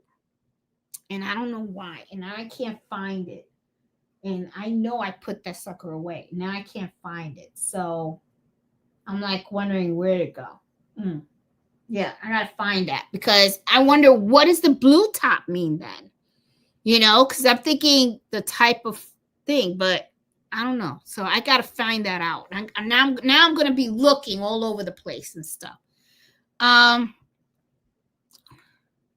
It just depends on what it is, how you want it to look.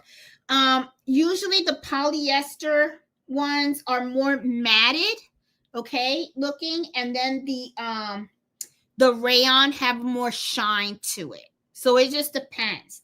The other thing too, McFay, and I don't know if it's true or not, this is just a rumor from the block.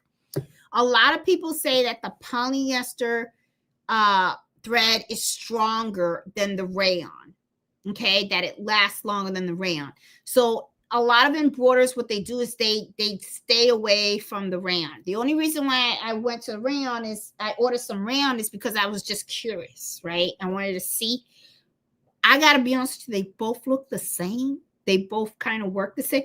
I do notice that my rayons are a little more shiny, but because I like the shine, I don't think I want to buy the rayon, because I like using this brand, because I just feel like this brand, which is the Florinani, I just feel like this has a really nice shine.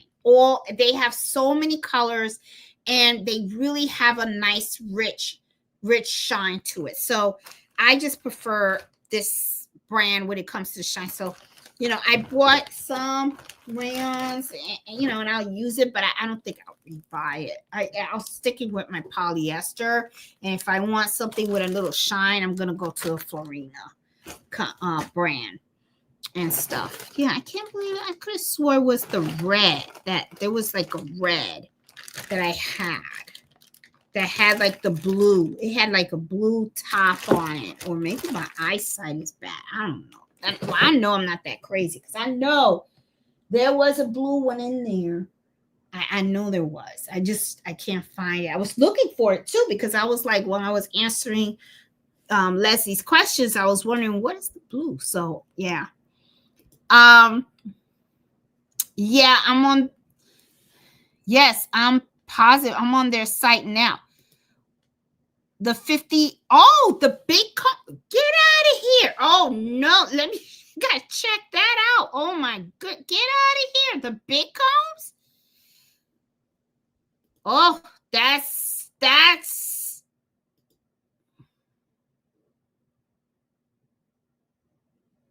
please. No, look, it's $10. It's $9.89. Where did you get 20? No, and that's the big comb. See, this is the 5,500 yard comb. Yeah, and this is the 40 weight. Okay, hold on. That's the 55. And then you got the half comb. Did you buy more than one? You had to have bought more than one. All right, I'm going to go under the rayon one. Let me see the rayon.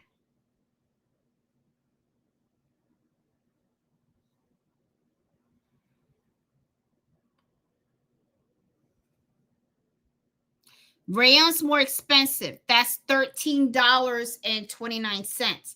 And let me see this. Okay.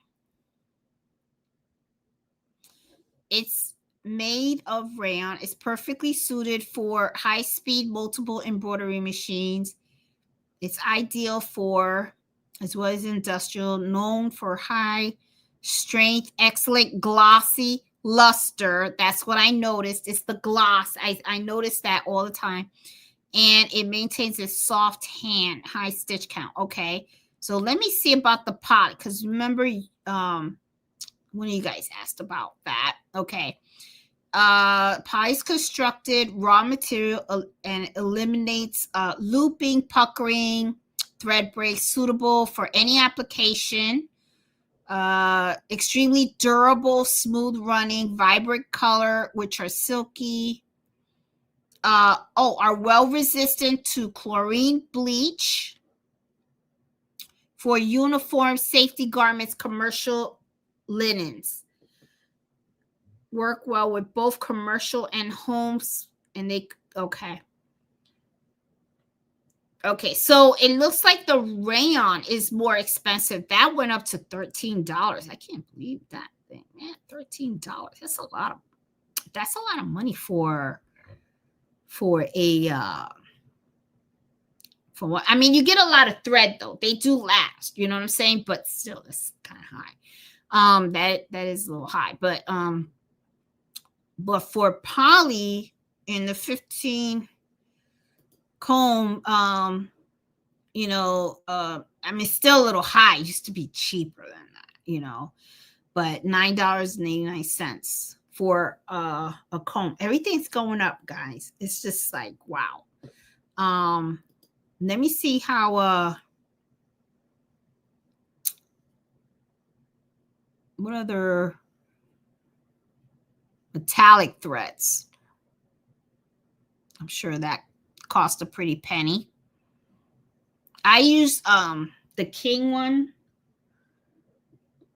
metallic thread. That's my favorite. Wow, that's $20 for metallic thread.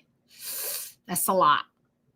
That's a lot. So guys, you know what that means, right? If somebody wants something with metallic thread, those prices have got to be a little bit higher, on the higher end. You can't be selling this type of embroidery like you do with your other embroidery. You gotta step up that price, because look at that, $20 for, that's expensive. That's really expensive. So yeah, so I guess it depends on the type of thread that you're looking for, you know, but you know, just looked at it. I mean, rayon's up at $13, poly's at 10, and if you want metallic, oh my god, you know, they're like $26 with shipping, probably. Let me see, 1,800. Oh, that particular color. Well, let's take a look at that. Okay, you said 18 poly. I'm gonna fall out of my chair if it's that much.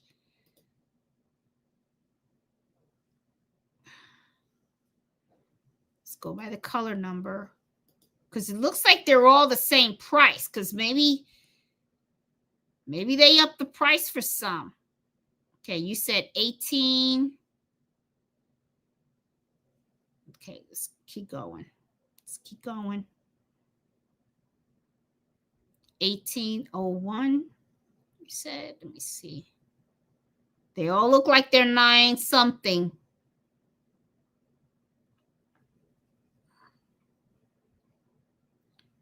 You said 1801.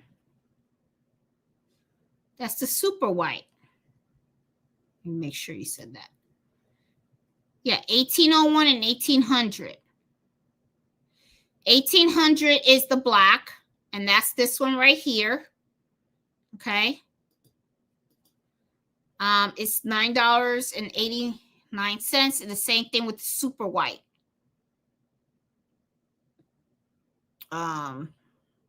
They got the fluorescent white and all that stuff. Yeah.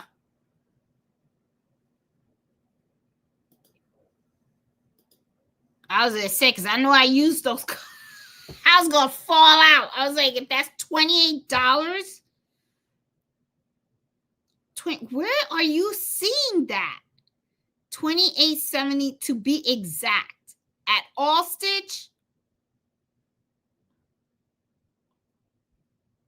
they're $10 a piece, $6 for shipping. Sounds about right. Oh, okay. Got it. That's if, okay. Got it. So you're buying those 2 combs, plus you got to pay for the shipping. All right. That makes sense. Yeah. But you know what, Ivan? They do offer free shipping, but the thing is, I think you got to spend, I think it's $150 or $175 for you to qualify for the free shipping. So this is what I do when I'm shopping at All Stitch, okay? Just so you guys all know and stuff, because like, you know, like I even say, it can get pricey, okay? I mean, and totally got it. But this is what I usually do. I like to shop my whole inventory at once. So when I look at all my threads and I see the thread colors that I use a lot and I know I'm running low, I don't just go buy 1 comb, right? I'll buy 3 or 4. That way I have them for a long time. Now I have 3 multi-needle machines. So like, let's say somebody has a logo. I have to have, you know, a spool of the black thread or the white thread for each machine, right? If I want to have them all running at the same time. So what I usually do is I'll buy 1 for each machine, and I'll buy 2 extras. So it'll be 3, 3, 3. So right there, that's 18, right? So of course, I'm already buying like, no, that's not. 3 times 4 is 12. What am I talking about? Okay, anyway. But you guys get the drift, right? So what I do is I do my bulk orders, right? And then at the same time, if I need stabilizer and I'm running low on stabilizer, I'll buy the bulk orders of stabilizer. That way I can get the free shipping with Madeira. So let me look on Madeira, because I think, I don't know, let me see something. Let me try free shipping. I believe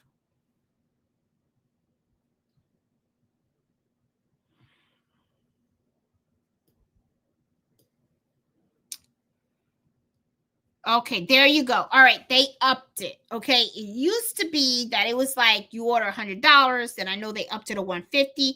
Now you're back to one. They're up to $175.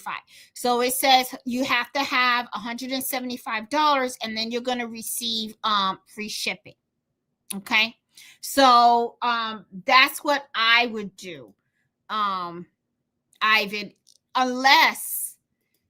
unless like it's an emergency and you just gotta buy it, then you know it kind of sucks. You just gotta suck it up, you know. It, you know, and that's happened to me. There have been times when I have an order and it's a particular color and stuff like that, and I don't have a bulk order and stuff like that, and I'm like, well, I don't want to spend $175. I'd rather just pay the shipping and stuff, and then it just adds up, you know what I mean, and stuff. So yeah. So, oh, Bob said she made a video. how hard it is to pull off. The Heat and Bond Ultra is a joke. Oh, I gotta watch that video.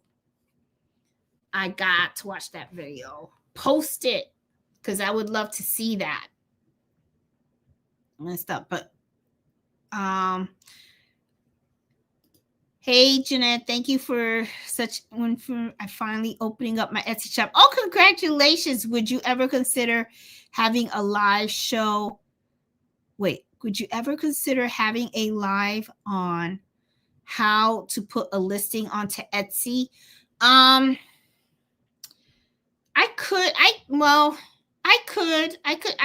could do one and do that and stuff, because I know a lot of people get confused with that and stuff. You know what? Yeah, I'll do that. I'll do that, Tammy, just for you.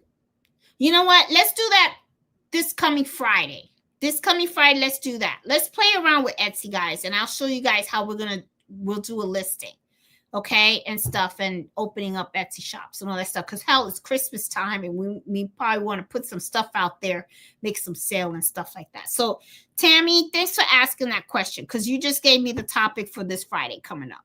Okay, so next week, let's talk about that. We're gonna do Etsy listings. Let's talk about Etsy shops, okay, and stuff, and then we'll do a listing together, and I'll share my screen and everything like that, so you guys can see what to do and what to put, okay, and stuff. Yeah, I gotcha. We're gonna do that. Oh, she also asked me to put 3D roses on the cowboy hat. Love it. Time, no idea how to do 3D roses. I would look for what I would do, go on Etsy and see if you could find a 3D rose embroidery design. And I bet you if there's probably one out there that exists and stuff. And yeah. And then let me see. Let me take that out. Hold on. Let me see. I want to see if I could find something. All right. All right, guys. Let's see if we can help her out here. I'm going to share the screen again. Let's go on here. All right. Let's go to here, and then I'm going to do 3D rose embroidery design. See if anything pops up.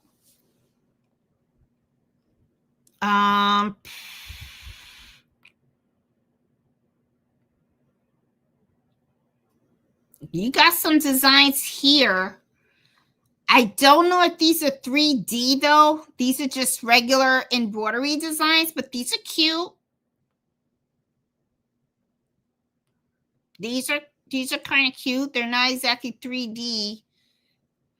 Now, the other thing too is she may want to do hand embroidery, and that could give it a 3D look, but I don't know if you want to get into hand embroidery, because see how that works? See, and they could do it. You could probably do something like that. They have embroidery designs. They have some that look a little bit like 3D, you know, but it's not exactly 3D. So, you know, or you can do it in the hoop kind of, you know, create roses like this if you can. And then I would sew them on the hat if that's something that they want to do. Yeah, so there's some ideas there for you, Tracy. Hope that helps. Good advantage of iron-on patches on hats is that you can iron on bigger patches and cover more areas. That's true.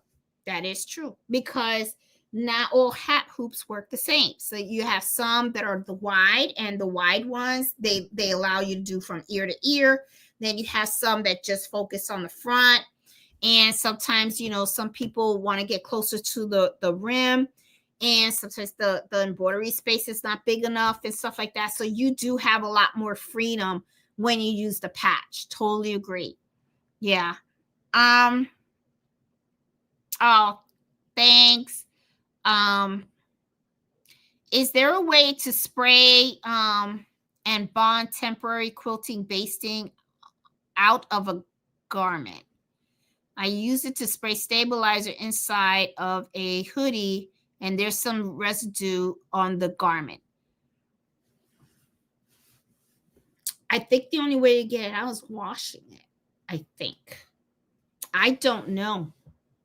Don't know that one. I think the only way you could do is, and we got to remember too, it's temporary. It's temporary. So after a while, it shouldn't be sticky after a while, you know. But I think that, you know, I truly believe once you wash it, it's done and stuff. Hey, Arlene, how you doing?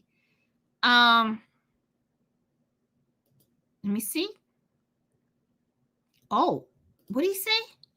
He's right. $26. I'll post a screenshot on Facebook. Get out of here. For what?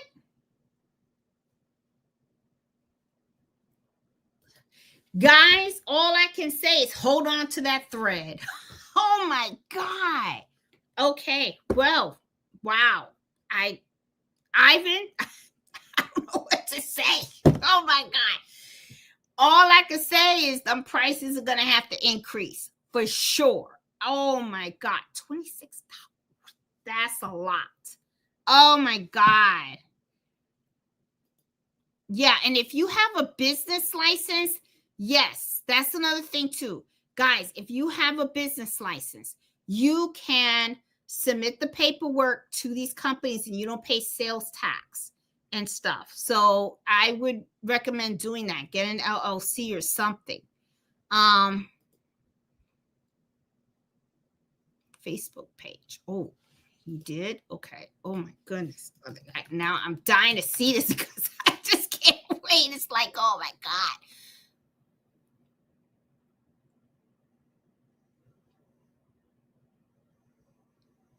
What? Still live, but I wasn't lying about the price. 60 weight.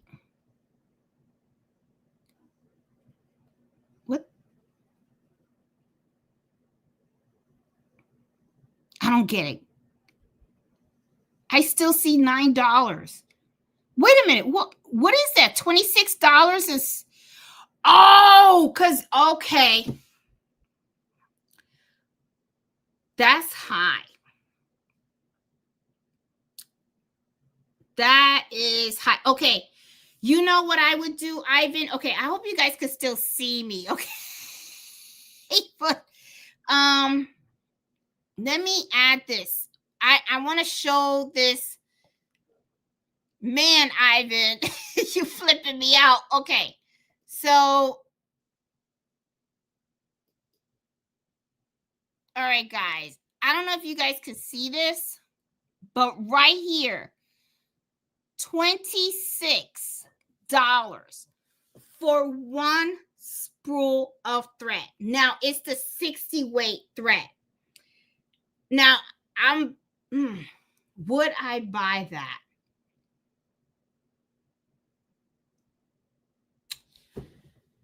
You know what? You know what I'm thinking, Ivan? This is okay. Let me pull out this calculator because you know me. If there's a way to save money, I'm going to find it. Okay. Now, let's take a look at this, what you got on the screenshot. Okay. Now, you say it's 5,500 yards. Okay. It's $26.78. If you go to the spool next to it, it is 1,640 yards, right?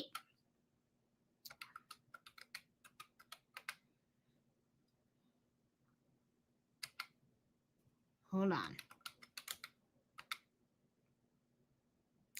All right. Hold on, guys. Hold on. Give me a minute. All right. I got a solution for you. Okay. This is what I would do, Ivan, if I were you. Okay. They want $26 for 5,500 yards, right? If you go to the small spool, okay, that is, let me look at it again. Hold on. The small spool is 1640 yards, right? All right. So take 1640 times that by 3, and that's 4,920 yards. That's if you buy 3 of those small spools, right?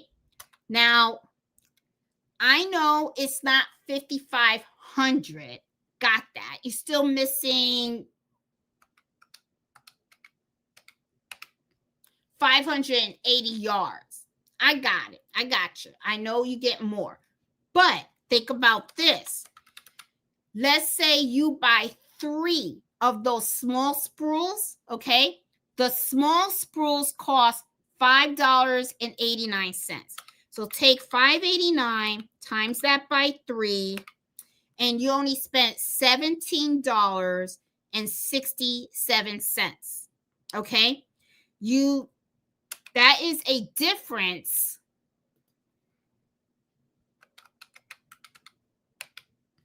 of almost it's $9.11. Okay? So this is what I would do if I were you. Okay? I would not be buying, first of all, I would not buy the big spool of the 60 weight thread. What I would be doing is I would be buying the small spools and buy several of them, which is basically, if you really think about it, when you look at my little collection over here, okay, you notice, let me remove that. You notice I always buy the small ones, okay? And I always, they're cheaper that way. It's just cheaper that way. And this is the thing too. A lot of times, sometimes you use the 60 weight thread some of the time. You don't use it all of the time, okay? So, I would just buy the small ones. That's what I would do. That's just me, because I look at it like this. You're close to getting 5,500 yards. I know you're just missing 800 yards, but the thing is, you're talking about $9 difference, right? And with $9, you could buy, hold on, let me see. No, with $9, you could buy 2 more of those threads, okay, which would be 5 of those small spools, okay? So let's say you bought 5 of the small spools. Let's times that by 5. That's $29.45. So it's like $3 more, right? And then when you go ahead and then you do the math of 5 spools, that means you got 8,200 yards. There you go. That's the way to do it. So don't buy the big thread. Buy the small one, and you get more for your money that way. That's how I see it. Okay. Hope that helps. I hope I didn't confuse anybody. If you did, just rewind. But do the math. Do the math, and you'll see. Oh, King Star. I love King Star. I love King Star. Hey, Debbie. How you doing? Maybe some kind of error. That's what I'm thinking, because this is, like I said, that's what I would do. Oh, you're welcome. Yeah, okay. We'll play around with Etsy and stuff like that. So Ivan, I think that was a pretty good solution. I don't know. I don't know you and Bob think, but I think that's what I would do. Stick to the small. I mean, it's thread, right? But you want the best bang for your buck. So I would get the small ones and buy them, because I'm not going to spend that's too much money for one comb. And this is the other thing too that you guys can think about. When you buy the small combs, and if you buy them individually like that, if you have more than one machine, you can have them running on you have that same color for the multiple machines, right? Versus if you just buy that big comb, well, guess what? You can just put that on one machine and then that's it, right? And but later on, if you get another machine or something like that, then you have that option. So that's something else to think about.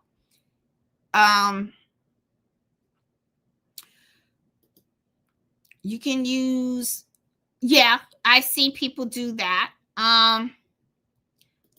Hey, Miss Miller. Okay, everybody. Okay, all right. Yep.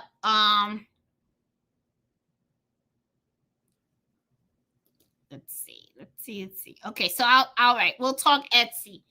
We'll talk Etsy. Okay. What label printer do you use? I use the Rollo. And I use it's a thermal printer. I use a Rollo. That's the one I use and stuff. I have it linked in my Amazon shop and stuff. So, and I like it.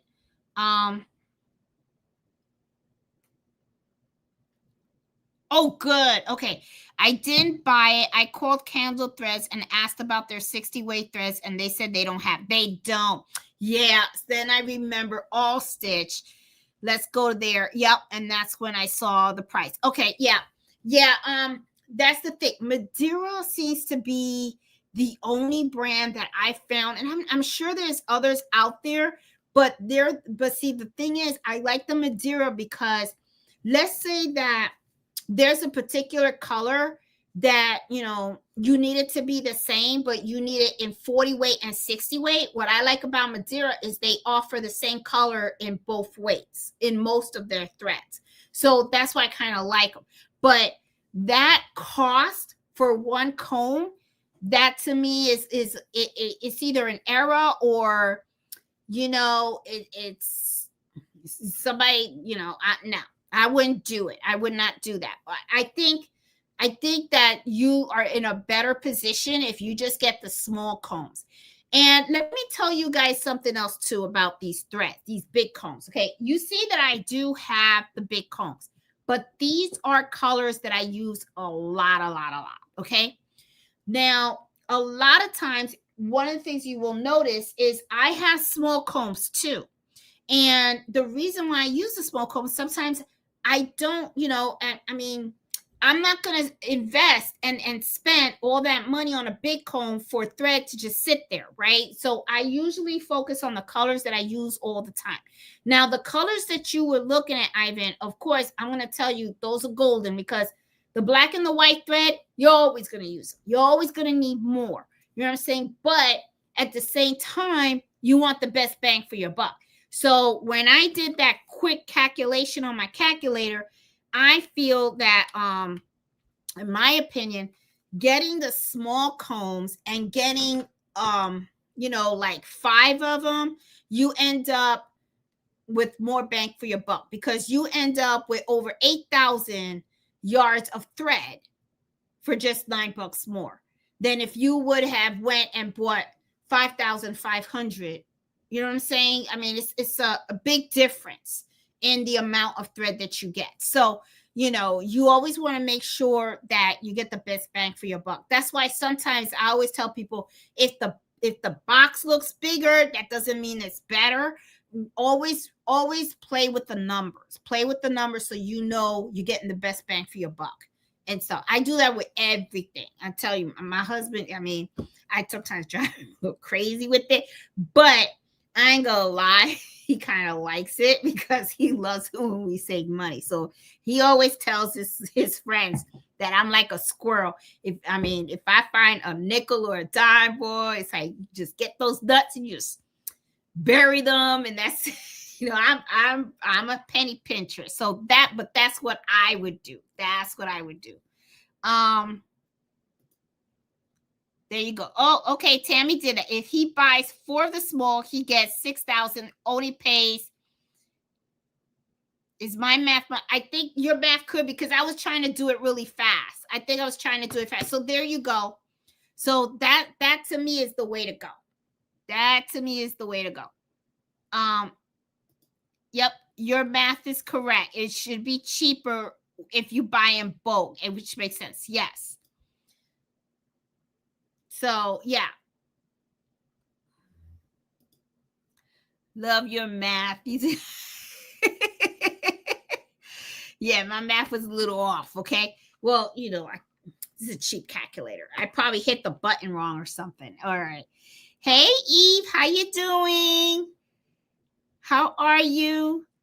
Yeah. So when it comes to buying the thread, I'm telling you, Ivan, run those numbers and stuff. I am really shocked that it's $26 for a spool of thread. I'm like, wow, that is like, okay. That to me says prices for embroidery is definitely going to have to go up because wow, I never thought I would see that. I'm like, and I'm kind of like with Bob on that. Is like, is that a mistake? It makes me want to pick up the phone and call him and go, for real? It's $26 for one spool of thread? I mean, I understand it's 5,500 yards of thread. I got that. I know it's a lot of thread that you're getting in there, but $26? That's wow. That's like, okay. All right. That's a lot of chump change. Okay. That's a lot of chump change. I'm like, all righty. I would be like, okay. Yeah. But let's see. Where's Mel, the supervisor? Mello is being lazy. Mello, they asking about you. He ignoring me. He's ignoring me. Mello, I think he's out with Fred. That's what I think. Mello, yeah, he's outside with Fred because he normally would have came in. That price must be a mistake. I would call the company. See, that's what I'm thinking. I'm like, $26 for a spool of thread. Ivan, I don't know what to say, man. You gave me something to think about tonight because I think after the live, I'm going to be like, wow, that's a lot of money. Now I'm probably going to be all over their website because I'm going to be like, oh, I didn't mean to impose. You ain't imposing on nobody's time. Get out of here, Ivan. Nah. This is the time for us to share. I'm glad you showed me that because I was like, I'm gonna be honest with you. I was like, are you off your rocker? $26 for a spool. Until you posted that, I was like, oh my God. I'm gonna be like, whoa, that's crazy. That's crazy. Every time she thinks of that price, you grab your gun. I do. I do because I need a drink. I'll be like, oh my God. It's like I'm gonna have to ask for a credit card increase, okay? So I can buy some thread. I'm gonna be like, oh my God. Wow. That means that's like 4 spools. And you already spent $100. It's crazy. I'm like, all right, wow. But then again, let's put it in perspective. I don't mean to tell y'all how real old I am, because I am a little up there, okay? But I remember there was a time when I bought my first car, which was a Saturn. I pulled up to the gasoline station and I paid 98 cents for a gallon. 98 cents. Now I pull up to the gas station and I'm like, oh my God, I've been robbed. It's like $3 something a gallon or something like that. It's like, oh my God.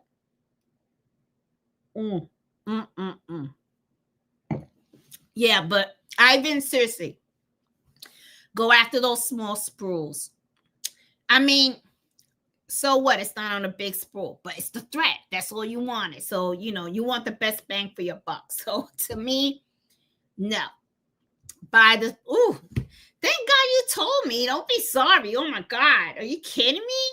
Oh my God. Now it's like when I hang up, I'm going to be going, Fred, you can't believe it. $26. My husband's going to be like, excuse me? I'm going to have to really show him that screenshot. Fred's going to flip out. He's going to be like, what the heck? I'm going to be like, it's got to be a mistake. Wow. That's like, That's crazy. That's like, you know what I'm gonna start doing too? I wonder if Amazon has it for that price. See, now I'm gonna always be going all over the place. Now Ozzy said that he hardly uses it.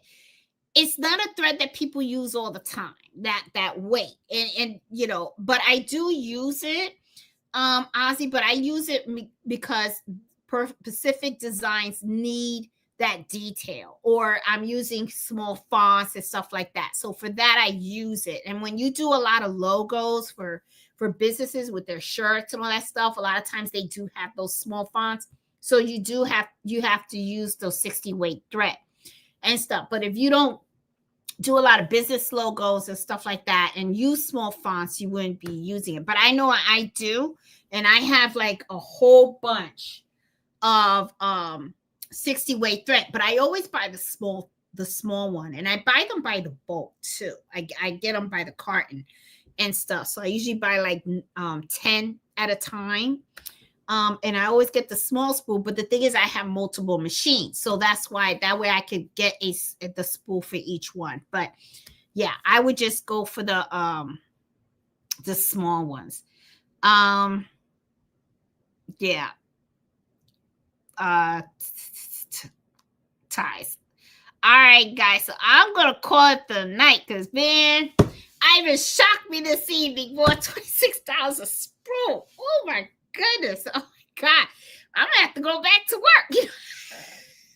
So much for retirement. I mean, like, I have to get a part-time job just so I can get thread. Oh my God. Wow. Ivan, you did. Woo, you knocked me off my chair because I was just like, what? I'm still in shock.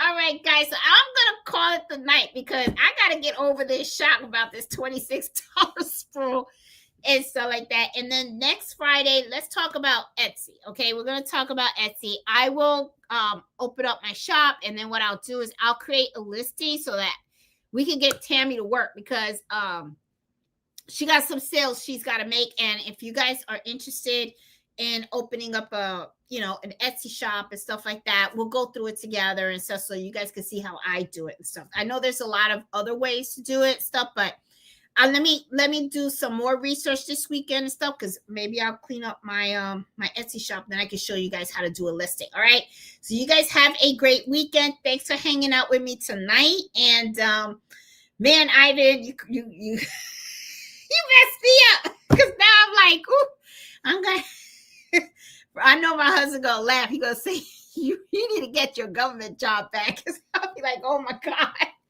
wow. Okay, so and guys, save that money, because looks like we're gonna be spending $26 a thread. Oh my God.